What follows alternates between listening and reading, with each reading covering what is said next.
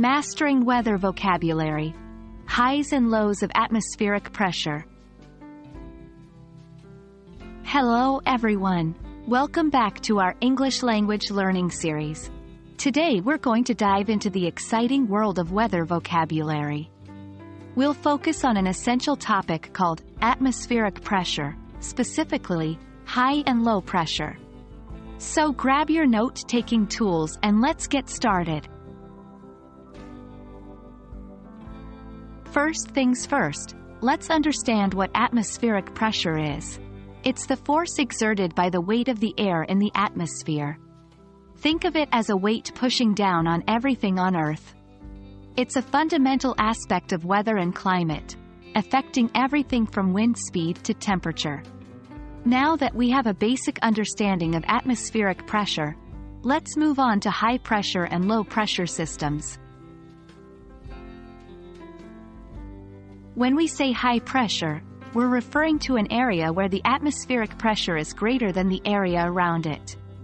These areas are often associated with clear skies and calm weather. You'll often hear meteorologists saying things like, "A high-pressure system is moving in," which usually means we can expect some nice weather. On the other hand, a low-pressure system is an area where the atmospheric pressure is lower than its surroundings. These areas are generally associated with unsettled weather, including clouds, wind, and precipitation. So when you hear, "A low-pressure system is approaching," don't forget your umbrella at home. Now, let's put these new words to use. Here are some examples. 1.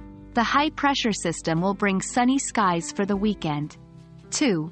A low-pressure area is moving in, causing temperatures to drop. Remember, practice makes perfect. So try to use these terms in your daily conversation to become more familiar with them. And there you have it. You've just expanded your English weather vocabulary by understanding high pressure and low pressure. We hope you find this knowledge useful, whether you're watching the weather forecast or simply engaging in a conversation. Keep practicing, and remember, every bit of learning gets you one step closer to mastering the English language. We'll see you in our next lesson.